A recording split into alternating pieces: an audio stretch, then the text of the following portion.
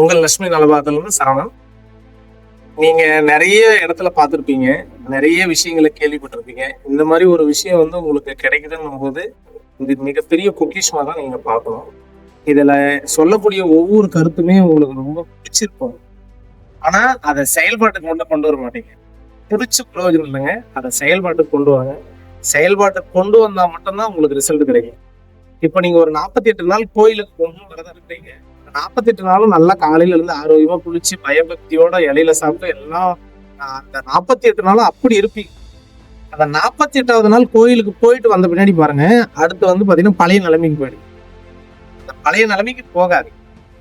கோயிலுக்கு அதுக்காக நான் கோயிலுக்கு வருஷம் 365 நாளும் மாலை போட்டு கொடுப்பான்னு அப்படி நினைக்காதீங்க. மாலை போட்டாதான் உங்க மனசு கட்டுப்பாடா இருக்கணும்னு நினைக்காதீங்க.